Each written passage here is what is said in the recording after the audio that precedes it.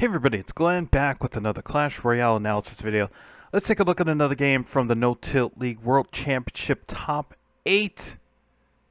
This is featuring Benzer and Airsurfer.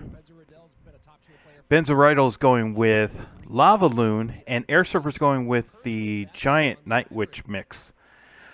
And I thought this game came down to Zap.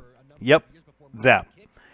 The times that Zap were played were just really fascinating because it was kind of like a what-if in this situation.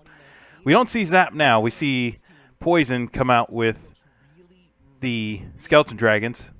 And by the way, I should mention, yes, this is Lava Loon with the kind of the new type of Lava Loon with Skeleton Dragons as the support. So here comes the bats right here. They get zapped out.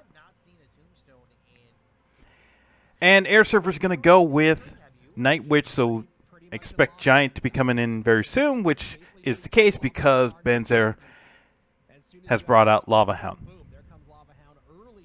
So it's always in this case of, okay, who's going to make the first impact in their push here? And this is a really great poison by Airsurfer to try to get rid of those Skeleton Dragons. So here comes the Giant at the top. Those bats get zapped out. And meanwhile, on the bottom, the Lava Hound tries to do something, and the Lava Pups try to finish the job. The minion gets a couple slaps, or just one slap on the board. But let's take a look at that, because I thought this was fascinating in that sequence right there. And I thought that really set up for what happened later in the game. So I'll explain.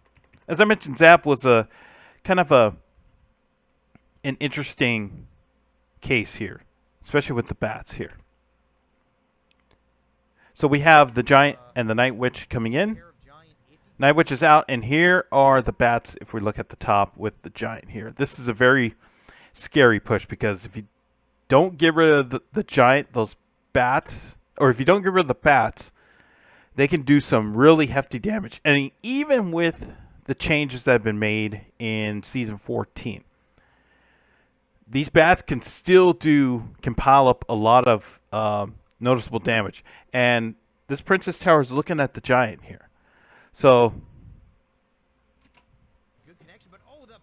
brings in Mega Minion to kind of swipe away at everybody. And Benzer goes with the Zap. So the Mega Minion and the Zap do their job. But I want to focus on that Zap for a sec, because let's rewind that here. We have the bats here, and again, the bats are ready to help out the Giant. Mega Minion comes in. Now, in this moment, Benzer has Zap in his hand. He's already cycled back to Zap. What I was curious about was what was happening with the Lava Hound down here, because it is getting hit by bats as well. Now, in this situation, Lava Hound is one of the few cards at its elixir count that can not take down a tower. But given the trade, would it have worked to clear out those bats right here and let the Lava Hound go to town on the tower? It can't take down the tower by itself, but it would have done a lot of damage to this tower. So instead of getting rid of the bats up here, you get rid of the bats down here and generate offense instead of playing defense. It's really a fascinating situation to think about. Benzer went with the defense instead to help out with the Giant and to help out with the Mega Minion. Went with Zap there instead of clearing out the bats here to generate some offense. So I thought it was fascinating. It was just something to think about as we go through this game, because a lot of people are in the situation. If you're trying to move up in ladder and you're facing Lava Loon for the first time, or just having trouble with Lava Loon, this is one of the decisions you're going to have to make, is do you go with the offense or do you play defense? I shouldn't say play against lava balloons, as if you are playing lava balloon. So those bats take care of the lava hound. The pups clear out the bats and do some damage. So after this first sequence, it's somewhat fairly even. I mean, a poison away from it being even. So Airsurfer decides to go back with Night Witch and Giant again, going for the push. He eats a fireball, but that's fine. Skeleton Dragons come back, another poison. This poison is a little bit off, so this Skeleton Dragon is not getting hit, which I thought was very interesting. And the Giant has a clear path, or sort of clear path, and gets a shot in on the tower. This Mega Minion's been saving the day. And a balloon comes in. Here is the cage to draw it in. And that's a great fireball to stop the bats. That was a great fireball to stop the bats. Stops the bats, does damage to the Night Witch, gets damage on the tower. Really, really fantastic play by Benzer right there. And this balloon is so close to getting to the tower and doesn't. And oh, by the way, Airsurfer's got a counter push and that tower goes down. But we need to take a look back at that sequence, because maybe it could have been different. And we have to rewind all the way back to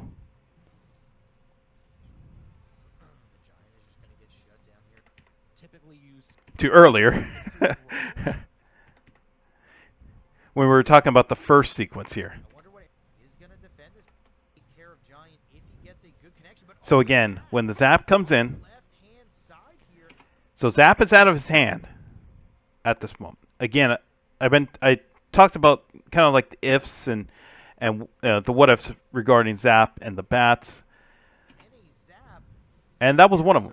So zap is out of his hands because he used it right there on the bats up, defending his Princess Tower.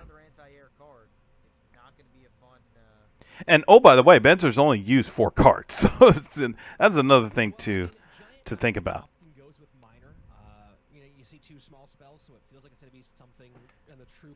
So we look at Airsurfer now. Benzer's used Fireball,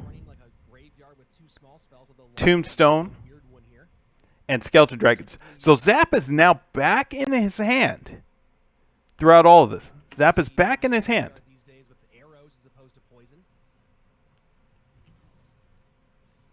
As we see with this counter push that's about to happen, I was just wondering about the possibilities here.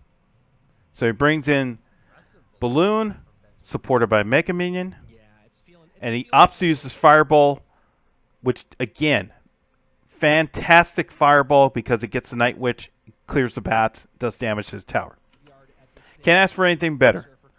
Here comes the bats right here. Now, again, Zap is in his hand, and he has 5 Elixir. I was really curious about why Zap was not played in this moment right here. Now, the only reason I can think of was because Giant was played at the bridge. If Giant was played way back, there would have been more opportunity for Benzer to say, okay, let's go for it on offense, and let's bring in, let's use the Zap, let's go for it on offense, and let's try to clear this tower, and then we'll prepare for play defense at the end. But because this Giant was played right at the bridge, I think he saw that. And again, we have to look. We're looking at this from Airsurfer's point of view, so we have to kind of rotate the screen and think about like what Benzer was looking at from his POV, and say, okay, he's still going to get death damage on that tower. But if you look at like how close that balloon got, right there, it was right on the tower. If it had just like another half second, it would have gotten to the tower and it would have taken it down. I would have led to believe that that using that zap in that moment was crucial. I thought it was going to be the play. It ended up not being the play. Instead, Benzer comes out with Barbarians to stop the Giant and Goblin Brawler and slow down the Night Witch. I thought it was fascinating. Instead of this tower being down, it's now down to 640, so Benzer still has to do something pretty significant to take down this tower. He opts to go for defense, and here comes the miner with everybody not looking at him, and this tower goes down. Just an unbelievable what if right here. This zap could have been played right here on the bats. This tower goes down. Perhaps there's still an opportunity to bring in the Barbarians perhaps a little bit later. Because if you think about it, if it was played up here, one of them goes to the miner. I thought this was just really fascinating. Perhaps it also was going to be overwhelming as well, that this push could not have been stopped. So he says, okay, fine, let it go, and we'll just take our chances with the Lava Hound right at the bridge.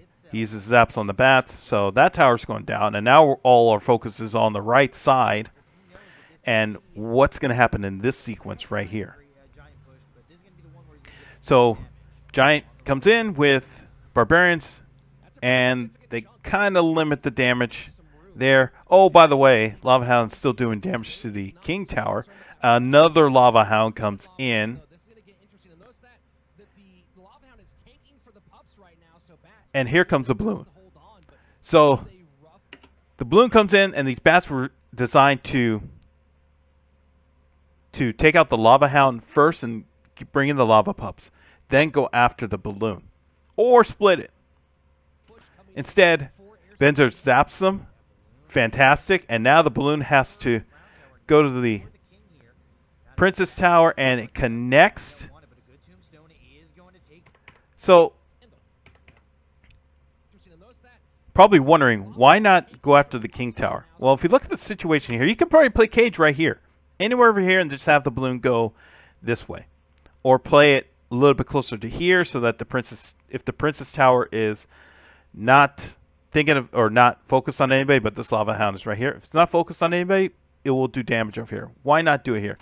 Because these lava pups were doing so much damage to the tower. It's like now this Princess Tower is almost acting like the King Tower and saying, okay, just eat the damage. It was 1923 versus 1608. You just don't want this tower to go down to less than 1,000. So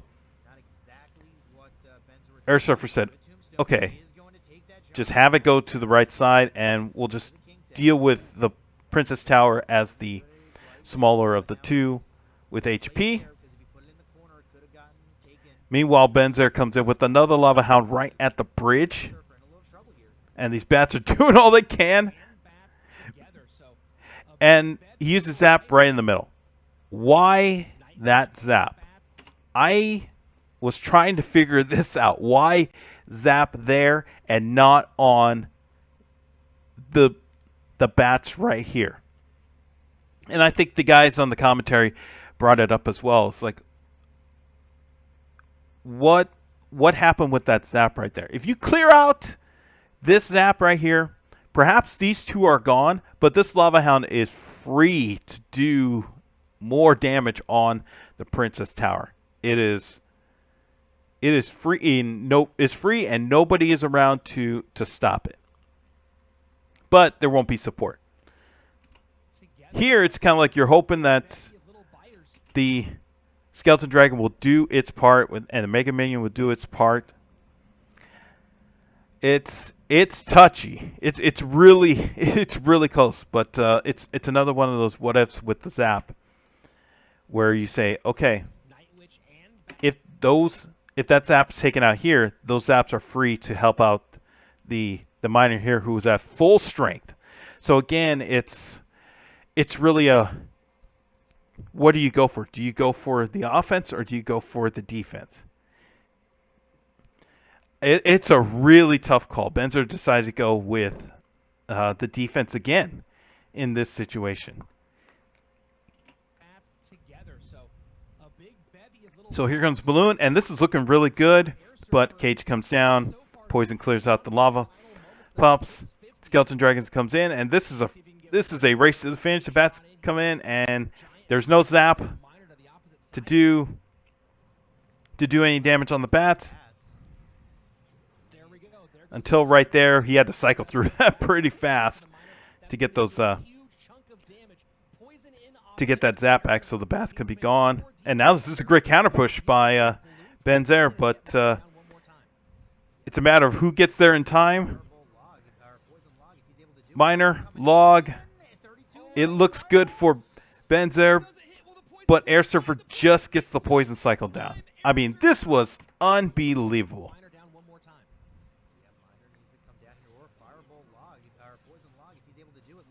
Just the delay. The balloon didn't even get to... I don't even think the balloon got there to the cage. No, it didn't get to the cage. So just that